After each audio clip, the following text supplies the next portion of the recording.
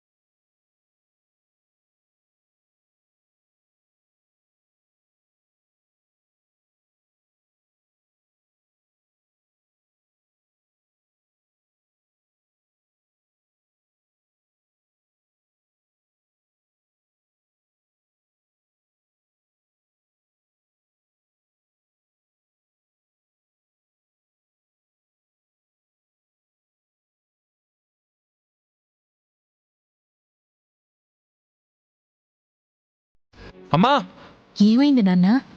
రాజేశ్వరి విలాస్ ని మళ్ళీ ఈశ్వర్కి ఇచ్చేసావా?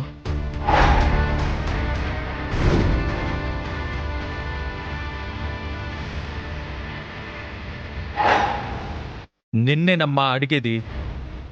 మళ్ళీ రాజేశ్వరి విలాస్ ని ఈశ్వర్కి ఇచ్చేసావా? అవును, ఇచ్చేశాను. నా హోటల్ ఎదుగుదలకి రాజేశ్వరి విలాస్ అడ్డుగా ఉందనే కదా దాన్ని క్లోజ్ చేయించావు. రాజేశ్వరి విలాస్ మూలంగా నాకు చెడ్డ పేరు వస్తుందనే కదా ఆ రాజేశ్వరి విలాస్ మీద నాకు అధికారం వచ్చేలా చేశావు. అవన్నీ మర్చిపోయి ఇప్పుడు ఆ హోటల్ని మళ్ళీ ఈశ్వరికి ఎందుకు ఇచ్చావమ్మా? ఈశ్వరి అన్ని వదిలేసిందిలే అనుకున్నాను. ఇకపై నా దారికి అడ్డు రాదు అనుకున్నాను. కానీ ఈరోజు మళ్ళీ రాజేశ్వరి విలాస్ హోటల్ తెరిచి తన సంఘసేవ మొదలుపెట్టింది. మళ్ళీ నా కంటికి కునుకురాని పరిస్థితి తీసుకొచ్చింది. ఏంటమ్మా ఇదంతా?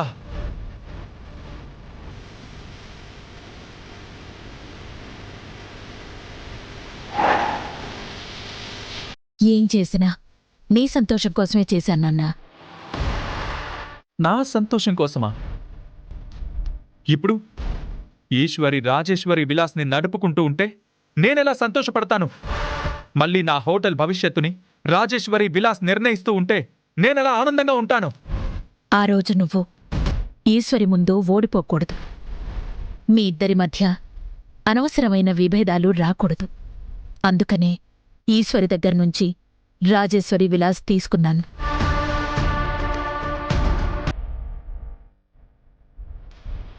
కానీ ఈరోజు టెండర్లో సాంప్రదాయ వంటలు వండి టెండర్ నువ్వు దక్కించుకోవడం సాధ్యం కాదేమోనని నాకనిపించింది. నువ్వు ఓడిపోతావని నాకు భయమేసింది నాన్న. దేశంలోనే ఎంతో పేరు మోసిన రుద్ర నీలకంఠ ఒక చిన్న గవర్నమెంట్ టెండర్ దక్కించుకోలేకపోతే ఆ అవమానాన్ని భరించలేవనిపించింది నాన్న. అందుకే రాజేశ్వరి విలాస్ని ఈశ్వరికి ఇచ్చేయాల్సొచ్చింది నాన్న.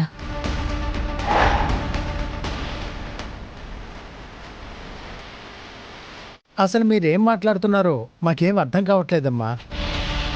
రుద్ర గెలవటం కోసం రాజేశ్వరి విలాస్ ఈశ్వరికి ఇవ్వటం ఏంటి?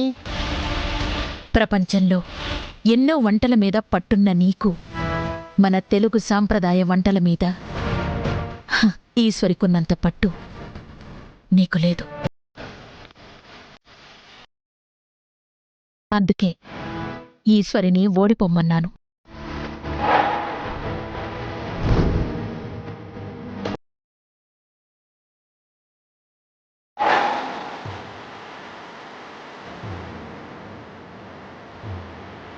ఏంటమ్మా ఇదంతా?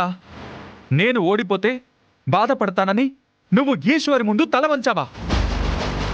నాకు గెలుపు కట్టబెట్టడం కోసం నువ్వు ఈశ్వరిని ఆర్థించావా? ఇలా వచ్చిన గెలుపుని నేను గెలుపుగా ఫీల్ అవుతానని నువ్వు అనుకుంటున్నావా? ఇది కూడా నాకు భరించలేని ఓటమిలాగే ఉందమ్మా. చూడ్నన్నా, ఈ 4 గోడల మధ్య ఈ నలుగురి మధ్య జరిగేదాని గురించి నేను ఆలోచించటం లేదు. కాని నువ్వు నీ చుట్టూ ఉన్న ప్రపంచంలో ఒక విజేతగానే ఉండాలి.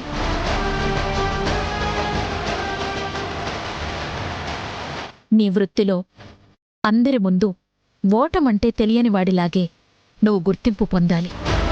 దానికోసమే నేనిదంతా చేశానన్నా. ఒక తల్లిగా నువ్వు చేసింది కరెక్టేమోనమ్మా. కానీ ఇలా వచ్చిన విజయాన్ని నేను మాత్రం విజయంలాగా స్వీకరించలేకపోతున్నాను. అందరి ముందు నేను గెలిచినా నేనిప్పుడు నా ముందే నేను ఓడిపోయాను. అల్లుడు, దయచేసి నువ్వు ఓడిపోయినట్టు భావించుకోకు. ఈ పోటీలో నువ్వు ఓడిపోయినట్టు ఫీల్ అయినా జీవితంలో నిన్ను గెలిపించటానికి మీ అమ్మగారిదంతా చేశారు. అల్లుడు, నీకున్న పేరుకి నీకున్న ప్రతిష్టకి భంగం కలగకుండా ఉండాలని మీ అమ్మగారు నీకు గెలుపు కట్టబెట్టడానికి ప్రయత్నించారు. ఇక్కడ ఎవరు గెలిచారు ఎవరు ఓడారు అనేది ఎవరికి ముఖ్యం కాదు రుద్ర. ఈశ్వరి మా బిడ్డే, నువ్వు మా అల్లుడివే. మీ ఇద్దరిని మేమెప్పుడు ఓటమి గెలుపులతో చూడం.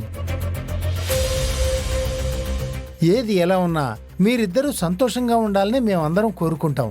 దయచేసి ఈ పోటీలో జరిగిన ఓటమి గురించి గెలుపు గురించి ఇక మర్చిపోరుద్దురా. అంత సులువుగా వదిలేసేటంత చిల్లర విషయం జరగలేదు. క్షణాల్లో మర్చిపోయేటంత చిన్న విషయం కూడా జరగలేదు. ఈ ఓటమి నా మనసులో నుంచి అంత తొందరగా చెరిగిపోదు.